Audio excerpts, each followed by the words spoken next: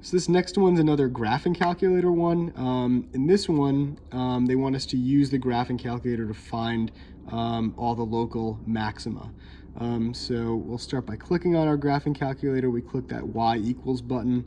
And then for y1, we want to enter everything on the right-hand side of this equation. So remember, f of x and y are pretty much interchangeable. They mean the same thing. So we'll do 2x to the fourth. Anytime you're entering these after you put in a power, just hit the right arrow key and that'll kind of bring you back down to the correct level. Minus 7x cubed. And we have plus 4x squared plus 2x. Oops, gotta follow my own advice there. Plus 4x squared plus 2x plus 3. Okay, so always double check, make sure that you're not writing, the whole rest of the function as a power or anything like that, and just compare it, make sure that you have the exact same thing here. Once you do that, hit that graph button and it'll draw the graph for you. And they wanted to know where there is a local maximum. So local maximum, remember there's a difference between a local and what's sometimes called an absolute maximum or minimum. So you can see that the function, if you go to the left or you go to the right too far, you can get kind of as high as you want for the y value. That doesn't matter.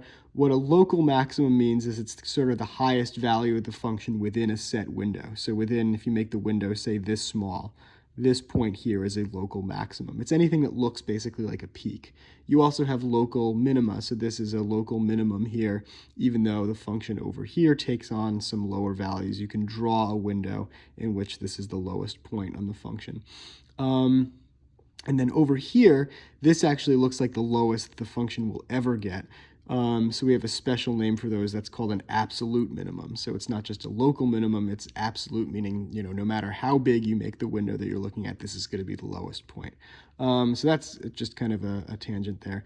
But we want to know the values of this maximum here. So we click on this Extrema button.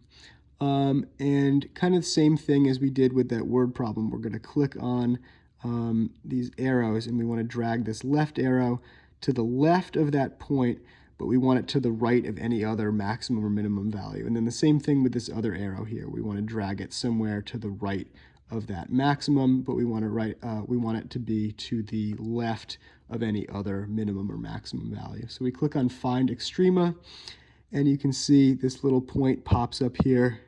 X equals 0.705, and y equals 4.43. So they want you to round to the nearest hundredth.